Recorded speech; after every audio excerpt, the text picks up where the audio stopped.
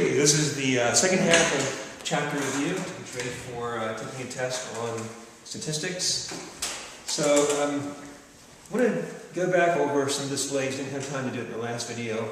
Using some of the same information about student absences and put it on a line graph and kind of make a stretch to put it on a scatter plot, but it'll help us to review what scatter plots are used for. If we want to do a line graph, I can do, I just want to make a triple line graph and let black be total absences, and blue be boys, and green be girls. So I have to put my key on here. So at the bottom is the month, and along the vertical axis is the number of absences. So in August, we had 20 total absences, so I just put a dot there. In September, there were 110 total absences. So it's kind of being a little bit not precise. It's not really precise because we don't have grid marks on here, but it gives you the overall picture of what you do. In October, we had 115, so slightly higher. I think I'm going to take that 110 and move it down a little bit. And November, 97. And then I just kind of connect them. I'm going to be doing, obviously, part of the information that we had from the last time, just to save a little bit of time. Boys were 12 in August, and 60 in September, 61 in October, a little bit higher, and 45 in November. Oops. That's why you use a straight edge.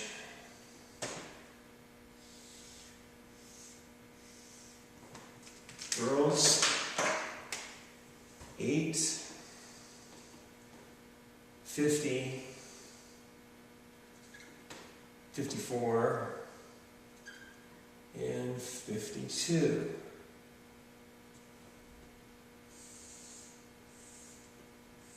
So there's a triple line graph.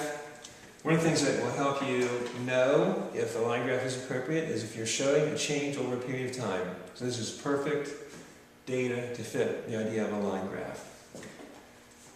So I'm using the same data, but I'm going to totally rearrange the graph to be a scatter plot. If I wanted to compare the girls' absences to the boys' absences, I can show it on a scatter plot. The girls' absences and the boys' absences.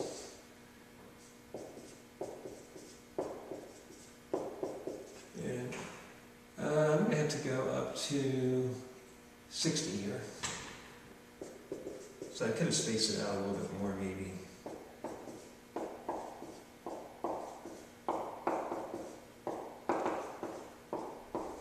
So I was looking at my chart and seeing how high do I have to go with the data I have here. Actually, I got to go up to, for boys, I've got to go to 70, so I'm going to do the same thing for both of them. So now I just look at, I just put, like this is the number line. I have to find where is 12 on this number line. Here's the first boys' absence. So I go over 12 and up 8 for the girls. So that's 12, 8. Then I go over 60 and up 50. Then I go over 61 and up 54. Then I go over 45 and up 52. And the more points the better for a scatter plot. This is really a limited number of points on this one. But I can generally see it looks like it kind of goes in this direction. If I had a whole bunch of points, it would be better. Then I want to draw and construct a line that would have about as many points below the line as it would above the line. So if I had a straight edge, I would just connect these two. I'll try to do that freehand. And just dip down there a little bit, which is cheating. Should be straight. With 2 points on the line, and one below and one above. That's pretty good. This is called a line of fit, or a trend line. and you can use it to kind of make predictions. If there were 100 boys absent, how many girls would be absent? Now you can think about, is it fair to say that when boys are absent, it causes girls to be absent? Or when girls are absent, it causes the boys to be absent? Because the scatter plots used to show a correlation or a connection between two different types of data. And it would be pretty obvious that boys and girls might be absent for the same reason. There's a virus going around or there's been a bug, but just because boys are absent doesn't make girls be absent, or vice versa. So sometimes there's causation, which would be when one thing does cause another, but often there's a third factor that causes both things to happen.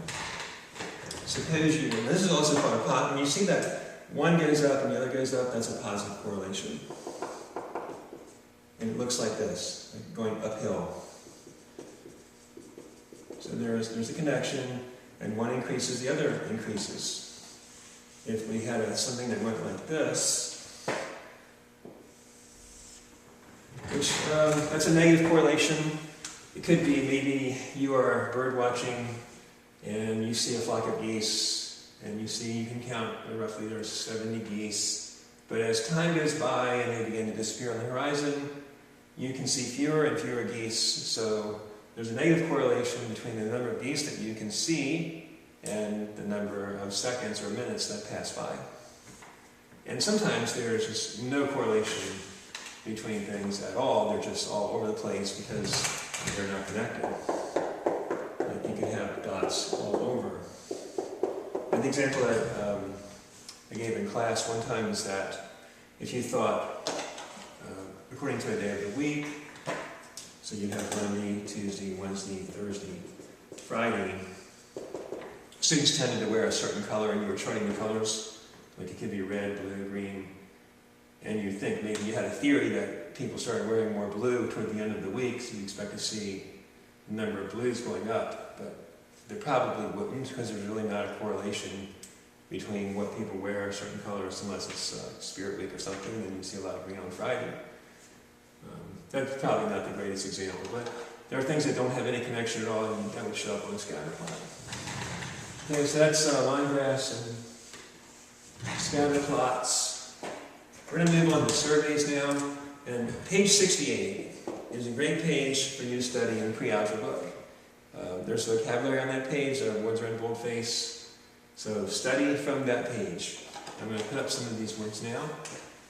When you're doing a survey, you're trying to get someone's opinion, so you're going to ask a question or questions, and you're going to record your data, and then after you're done, it's really nice to put it in some kind of a display. It could be you put it in a circle graph, or it could be some kind of bar graph, or histogram.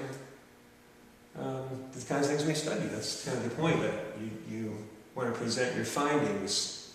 And I'll put a plug in for a science fair, because science fair is a great place to use the info from this chapter on statistics to create an interesting display, either by hand or using a spreadsheet.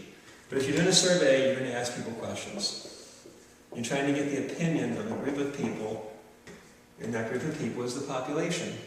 Now often you cannot, if it's a large population, you can't ask everybody. So you'll have to have a sample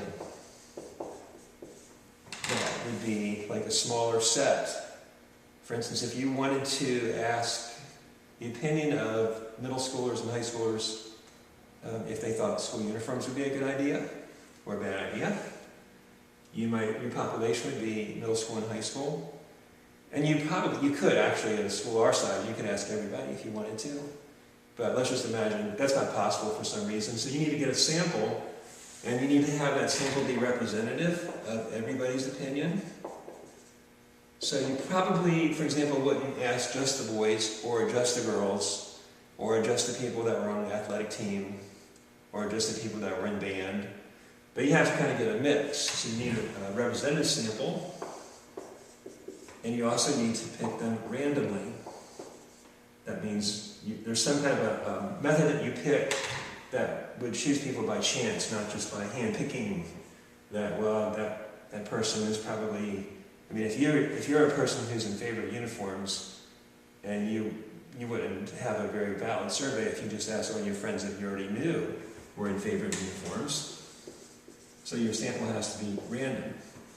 One way you could do this would be to put all the student names on a slip of paper and then draw out 2 girls and 2 boys from each class. So then you're kind of hoping it's representative, but it's certainly random. So those are the vocabulary terms that pertain or have something to do with picking the people for your survey. And then you have to ask a fair question. So let me give you an example of some questions that are not fair. They're called biased questions. And if your question is biased, leading people toward one answer or another, then your survey is not valid. The results of your survey wouldn't be valid. So suppose I wanted to try to influence people to say they didn't want to have school uniforms. So I might say, wouldn't you agree that being forced to wear an ugly school uniform will stifle your creativity?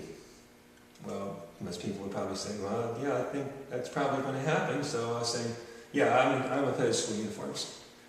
Or to put it the other way, you might say, don't you agree that school uniforms would save a lot of time and money because you would not have to go shopping and they would be much less expensive than clothes that people typically pick out? And then that question would lead people in the other direction. So you want to try to ask an unbiased question, which in this case is pretty simple. It could be, are you in favor of or opposed to school uniforms? And you try not to phrase a question in a way that would influence someone to say yes or no, or just give a particular response. So that's the second half of the review. It's a little bit shorter on that one because not as much material to cover. I hope you do great. Thanks.